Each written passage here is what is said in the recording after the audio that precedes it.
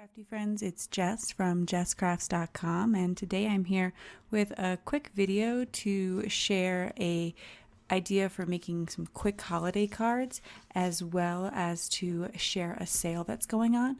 So scrapbook.com is having a sale where each day has a free item that you get when you place an order, as well as a 10% off coupon, so 10% off your whole order with the code HOLIDAY2019. All that'll be in the video description. American Crafts, all their brands are on sale, and the 9 hottest items of the year are on sale as well, including the Spellbinders Glimmer Foil System and the Waffle Flower Water Media Mat. So today's free item, you can see actually to the left there in the video, is the We Are Memory Keepers Snip Detail Scissors. So I'm going to use them in my card today. I started with some Lawn Fawn knit picky paper, and this is technically a fall collection, but there's a maroon color as well as a green color in the collection, and I thought it went really well because I'm going to use the Lawn Fawn Winter Alpaca, and so the knit and the alpaca to me really went together. So what I did was I took the Lawn Fawn stitched rectangles and I cut a sheet of green paper with the largest of the small stitched rectangles and then the second largest, and so it created this double layer. And then I'm going to be able to put them together. So I'm taking the smaller stitch rectangle that I cut out of the center, and I'm stamping it with the May Your Days Be Merry and Bright sentiment from the Lawn Fawn Merry Messages, and I'm going to heat emboss that in white.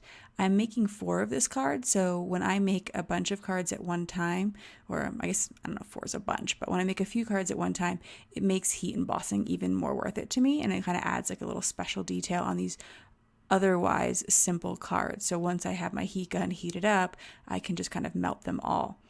I do have to be kind of careful with warping with this because in order to cut my stitched rectangles, I had to put a little extra pressure plate in there, and that's because my stitched rectangles are super old and have been used a ton. Like I got them when they first came out, and so they need a little extra pressure to get the job done. So I'm going to be extra generous with the adhesive to get things to lay flat. So I did want to share a little coloring technique with this alpaca.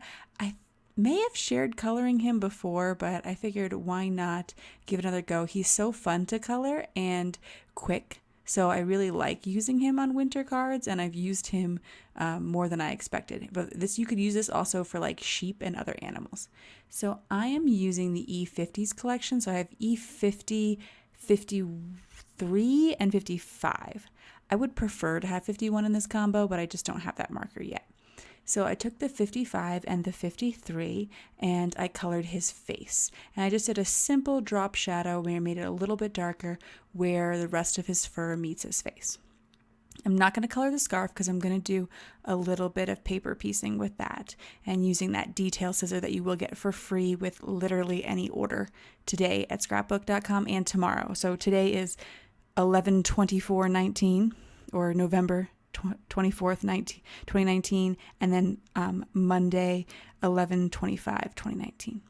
So what I'm doing is I'm basically just coloring the 50 and the 53 in really, really light circles. I'm even trying to hold the pen a bit more vertical than I ordinarily would and making these really light swirls all over every area. And I'm actually going to fussy cut these, so I was not really thinking about it, and I was being more careful than I would even need to be. I could go right outside the lines to make these gentle swirls.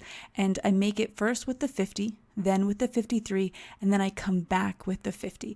The key is just a really light touch. If you're trying to be too intentional about it, the impressions can be a lot darker. Also, you would want to make sure that you're not always going in the same direction.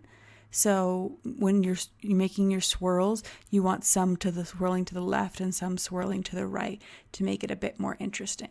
So I'm going to start cutting all of these out with my detail scissors, and then we'll get back to making the card. I'm going to turn the paper as I cut, and that's going to help me to get a clean edge. I'm also going to use a Memento Tuxedo Black marker to trace around the edges of these fussy cut pieces. It just tends to make it look a little bit more finished. And even though there's a couple bumps in there, they're actually relatively easy to cut. I'm also going to use my detail scissors to fussy cut out their scarves. So if you're in the market for some new fussy cutting scissors, these are going to be a great fit for you because, free when you order something else that you would really like. So I use the coordinating nitpicky paper, the little scraps that I had left, to create their little scarves. And if I did a green inside, I was doing a red outside, but then the red outside is also going to be the color of the scarf. So it's just kind of going to layer through. And once I have those all attached, I'm going to add my alpacas to the card with just a little bit of dimension. And that'll be pretty much it for these cards. If you like this video, please give it a thumbs up. If you are interested in more crafting tutorials, be sure to subscribe to my channel. Just want to mention again, this is a video for scrapbook.com, so if or to share their sale, not necessarily for them. You can use Holiday 2019 to get 10% off, get your free gift of the day. If it's a different day, there's a lot of free gifts going on, so just keep an eye out on that. And thank you so much for watching. Bye.